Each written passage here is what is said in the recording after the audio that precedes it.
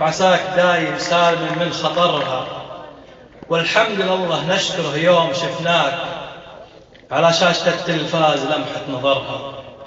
لأبناء هذا الجزء الغالي من الوطن كلمة يسطر أحرفها فرحا وابتهاجا، الطالب علي سلام الحجوري من متوسطة عمار بن ياسر.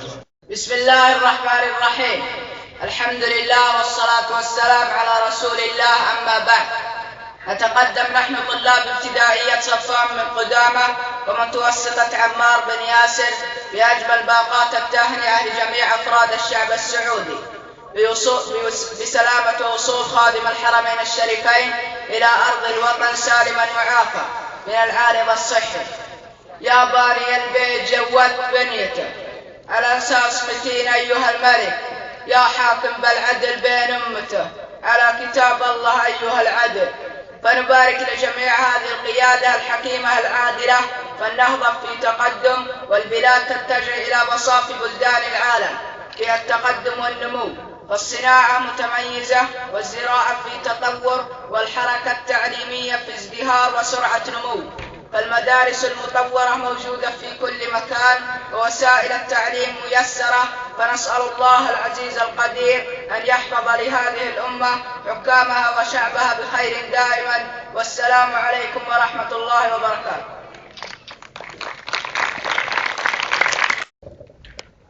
ولا يزال للحب بقية، كيف لا؟ وهذه المشاعر تعبر عن ملك الإنسانية، ملك القلوب، عبد الله بن عبد العزيز، الذي أرسى دعائم الحب والتقدير في وطنه، فبادله المواطنون حبا بحب وتقديرا بشكر. كيف لا وهو يتمنى أن يصافح مستقبليه فردا فردا. لله درك يا أبا متعب، فنعم الملك أنت، ونعم الوالد أنت، ونعم القائد أنت. في حب عبد الله بن عبد العزيز ملك الإنسانية سيد الجود، هذه القصيدة يعبر بها الطالب فيصل دخل الله الرفاعي من متوسط عمار بن ياسر.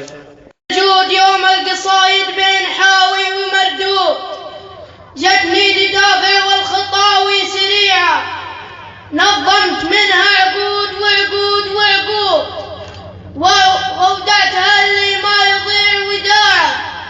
ويا خادم البيتين يا سيد الجود، يا حاكم الدولة بحكم الشريعة، أنت الفخر والمجد بيدك معقود، ولأمرك جموع الناس زادت مطيعة.